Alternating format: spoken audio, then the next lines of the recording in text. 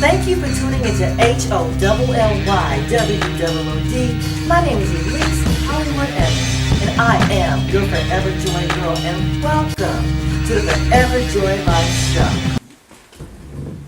Black lives does matter. I'm devastated as a parent of two black young men. All this news that I'm hearing about Danye Jones from Ferguson, Missouri, hung in his own backyard. His mother, a young activist. We have to do something about this. It takes a village to raise a child, and it's going to take a village for us to do something about this situation.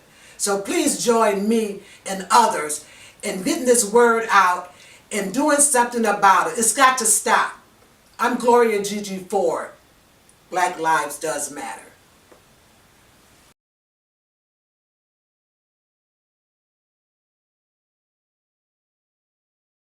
Since the Mike Brown uprising, a lot of young black activists spurred out of that movement. Yes. And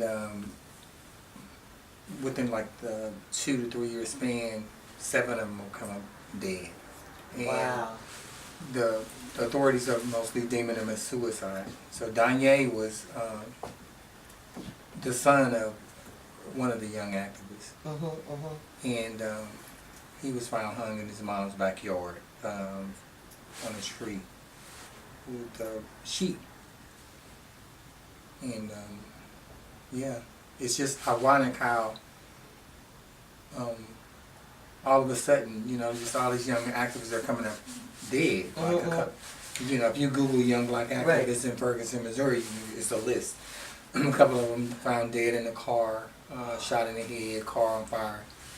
Danye was at his mom's house, you know, at home. Right. So your nephew Danye, his mother is an activist, and she was an activist around the Michael Brown case. No, Situation. Right. Well, a lot of activists spurred out of that movement. Okay, so gotcha. she was one of them. She's, you know, very vocal and a community activist, and you know, she stands up for justice for anybody, and so she will be out on the front line, voicing her feelings about, you know, things that were going on as far as injustice in the Missouri criminal justice system. Right. So excuse me. Yeah, and Danye was her son. Right. So I read. So they covered his story. Actually, it was in the Vogue Teen magazine, New York Times. The Roots covered the story. What other publications covered the story? Which other ones covered the story? Oh, so many people, so many stations covered it, but it was a controlled narrative. Right. The stories those stories that were covered by all those different media outlets, that the narrative was the police officer's narrative. You know, Right. It wasn't Danye's mother's narrative. Right. You know, she is the best fitted person to tell you about her son. Right. So they got ahead of it and automatically just said that they deemed it as a suicide. Well, I don't get how you can just deem something suicide if there's no autopsy hasn't been done, there's no investigation haven't been completed. So if you're not a medical examiner. Right. So it's just... So, but this has happened to other activists, but they were presumed, I mean, he was presumed suicidal, but we also understand that there were other people within the years, I mean, because it's been a couple of years now. It's been a couple of years. Yeah, other people have come up missing or dead who were, you know, speak vocal about the injustices in the criminal system within Ferguson, Missouri. Most of those activists were under 30. Some of them maybe a little above 30. Yeah. But they all speared out of that Mike Brown movement, and it's just weird that now 7 of them are dead. Right. Yeah. So Danye, he was 24 years old, and he was found on October 17th, right, in his mother's backyard. What's his mother's name? Melissa McKinney's. Melissa McKinney's. Now, from everything that I read, that there was nothing suicidal in his life, in his thoughts or anything. He was a happy young man, looking forward to the future. What's some of the things that he was going on in his life? He had just started a real estate business of his own. he was very family oriented, goofy, loved his mom. They were very close relationship. Right. He was happy. He was a good kid. And he had a lot going on for him. He was actually excited about the new business, the real estate business that he had started. So, good guy.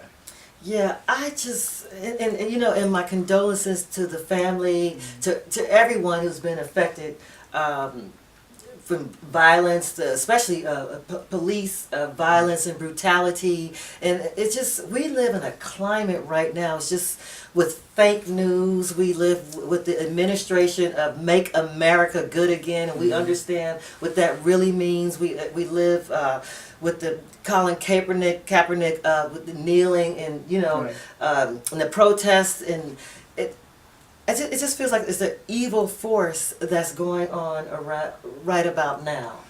Well, yeah, because it is. It feels like that because it is. And, you know, people will want the people that it's affecting the most in urban communities, the brown people, to take it in silence and act like it doesn't exist, you know, but it's real, you know.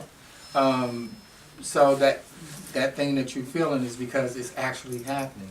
Yeah, and in so many urban communities, they can't fight back. Right. So you find them being complacent because they don't have money to get an attorney. Right. They don't have money to have a thorough investigation. They can't hire people. Right. So a lot of them, they just suffer in silence. They just accept the status quo.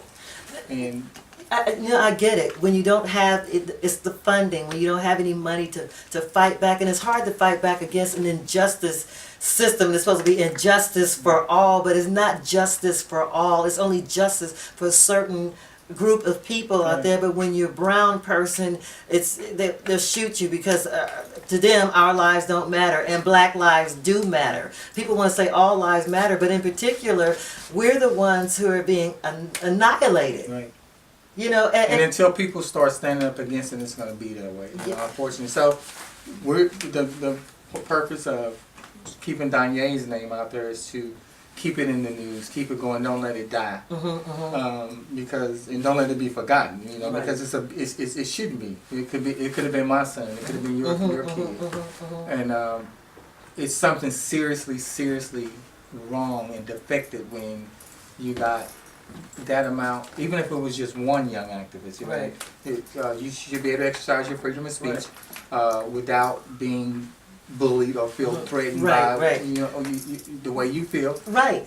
Dialogue is always good, but you know, to just flat out snuff somebody's life out because you don't like what they represent or what they believe in. I feel like we're back in the '60s all over again. It's crazy. In Selma, Alabama, you know, it really is crazy, and you know, and it's real. It and people need to wake up. I mean, it's well, happening. You know, you can't keep brushing it under the rug. You can't.